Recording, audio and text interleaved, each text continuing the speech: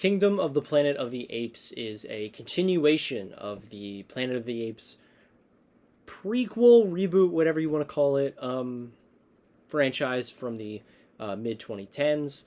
That was a franchise that is one of the most long lasting and popular of that decade. It is a franchise that I grew up with. It is something that I saw subsequently each time in the movie theater and was psyched and loved them. I still love them to this day. I just rewatched all three because I had to show Cam them before we saw this movie. Rise is okay. I have my issues with it, but it's still a fun movie. And I legitimately think Dawn and War are two of the best science fiction action movies of the 2010s. I think they're phenomenal. So I am a very big Planet of the Apes fan. I think that Caesar is one of the best characters we have gotten in the modern age of filmmaking. I think that what those movies did for CGI is very important and, legitimately changed the industry for mostly the better, especially with like motion capture and all that stuff. I think when you bring up that discussion and a lot of people bring up Avatar, I would counter with Planet of the Apes being the more important movie in terms of that kind of technology. With all that aside, I was pretty excited for this movie when I first saw the trailer. It looked very intriguing. I think that, they were batting pretty much, 100 throughout all of these new Planet of the Apes movies. And while it's been almost 7 years, which is a crazy thing to think about since War for the Planet of the Apes came out, there was no reason to doubt necessarily.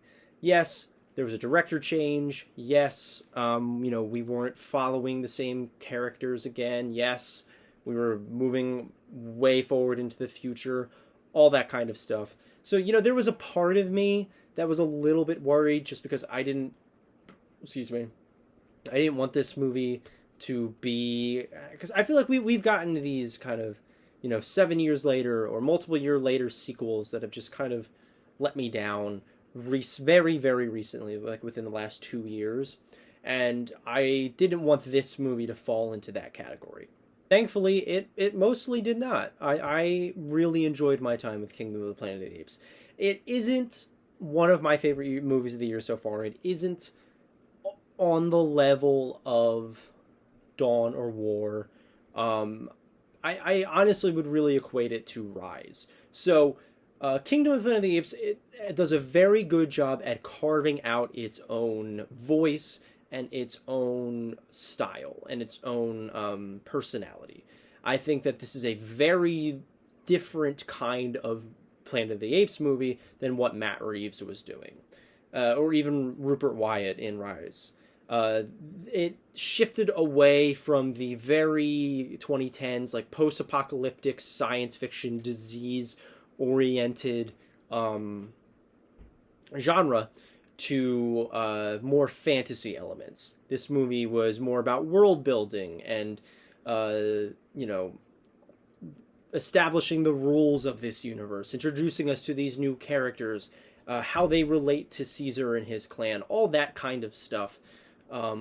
Was more of a heavier focus with this film in particular. The first about hour and a half of the movie, I was very intrigued with this world building. I felt like we were introduced to a lot of interesting characters, a very interesting dynamic between them, and a conflict that made sense for this new shift into fantasy. One of my main concerns for Kingdom was how well Wes Ball was going to handle this, because if you look at his previous work, it was just the Maze Runner series, and that makes sense for why the studio would want him to helm this based off of that body of work.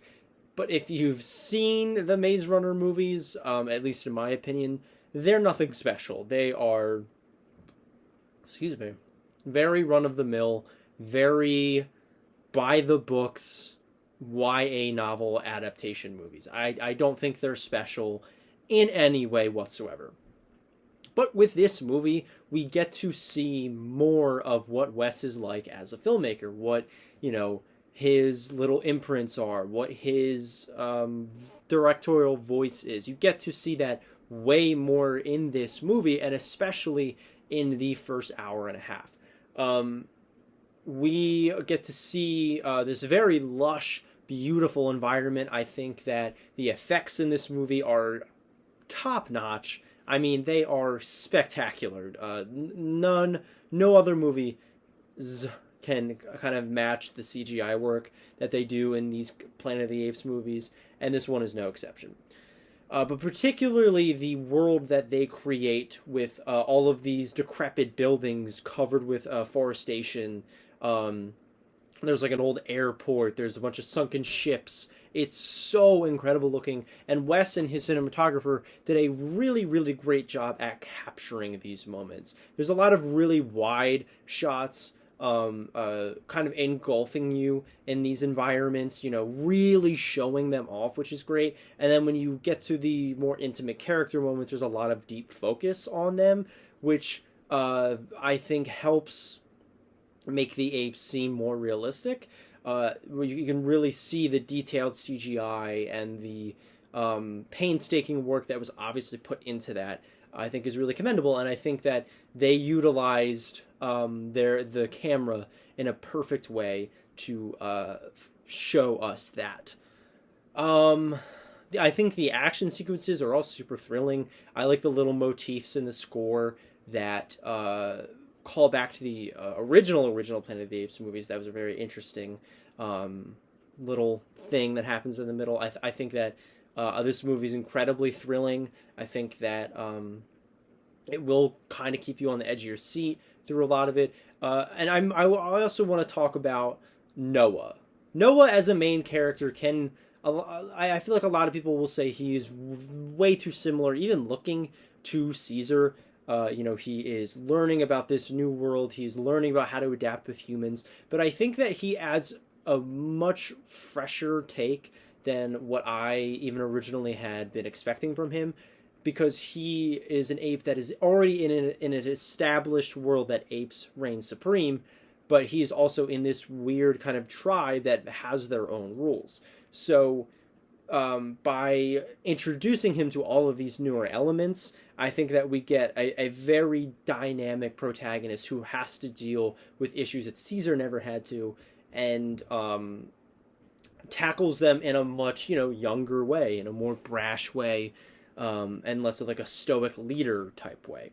He's much more of like a traditional adventure / fantasy protagonist, and I think that really works for him being the vehicle of this movie. Gripes with Kingdom of the Planet of the Apes comes towards the back half of the movie. I can't spoil anything, so I would like to get into specifics, but I can't. Obviously, this is a spoiler-free review, but there is a point in the movie where it takes a dramatic shift, and it shows a lot to us what was shown in the trailer, like the Ape King and the ships and all of that happening, and it's fine. It just takes a route that I think is way too safe and way too played out, and I don't think Proximus is really an effective villain. He's cool, he's entertaining sometimes, but he's kind of throwaway. Like, he really, I don't know. If you look back at like Dawn, and you think of Koba, who I think is a very interesting character, and one that we get to spend a little more time with, one that we understand his motivation and why he's doing the things he's doing. This character is just kind of a dick and wants power, and like, again, it makes sense. I get the metaphor, I get the symbolism, and yada yada yada. I just don't think he's that effective of a villain, and I think he's given way too little screen time to really be a threat.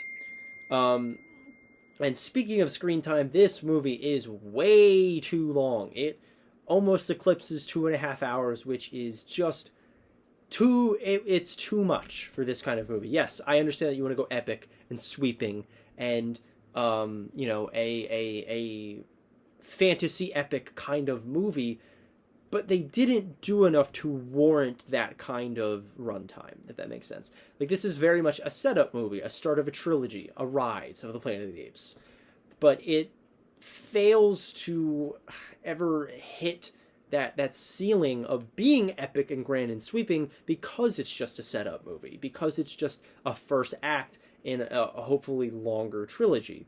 So now the fact that it has that longer running time, it has a lot of filler. It has a lot of fat that needed to be trimmed, especially a human character that is played by William H. Macy that is introduced later in the movie. His inclusion was mind-boggling and very last-minute feeling. And there's a lot of decisions made toward the end that I feel like they got up to the point where I was really enjoying it. This was great. And then they ran out of things to do. They ran out of better ideas. And instead of kind of course correcting and fitting the narrative that they were already setting up, they kind of veered into a different direction. And I didn't like it very much. Again, it was still watchable in the last like hour, but I wasn't as invested in the movie as I was in the first half. Other than that, there's some corny dialogue here and there. You know, there is. You get the picture here. It's not, you know, cinema. Like, I have to stop saying that in my reviews, but you know, it's not, and that's not what I'm critiquing it for at all. But mainly, I think that this movie has a big structural problem, and some of the characters and choices that are embedded in the movie towards the end are not choices that I think were necessary. So I still really liked Kingdom of the Planet of the Apes. I'm a bit disappointed because I wanted it to be this big, sweeping epic that they were setting it up to be, and it ultimately wasn't. So I'm going to give Kingdom of the Planet of the Apes a B. It was a good movie. I liked it. I think that it'll be a very fun time at the movies for a lot of other people. I still liked it. A B is a very positive score. Just, it has a lot of problems that I think need to be smoothed over in the next, in the next Planet of the Apes movie, if we get that. Hopefully we get that. These movies normally make a lot of money, so I assume that we will, but you never know. Anyway, that is my review for Kingdom of the Planet of the Apes. I am still working on getting my new camera set up. I had an issue with it, so that's why we're doing the webcam again. And yeah, just look for newer stuff coming out. I'm going to be possibly releasing an update video. I'm going to be releasing like an update video, just kind of giving you guys a rundown of what the channel is going to look like going forward. How I'm going to operate now that I'm back home from college and stuff. I'm still kind of going to stick to probably one review per week. I want to see one new release a week at the very least, and then like a quarterly roundup review of a bunch of movies that I missed. And then I'm gonna try once a month to do, or not once, every month do two different kinds of videos, maybe like a podcast with Cam, or a ranking video, or a Blu-ray collection video, stuff like that. I want to try to do at the start of the month and at the end of the month. So, yeah, other than that, I don't think I have anything else to say, and I will see you guys with the next review.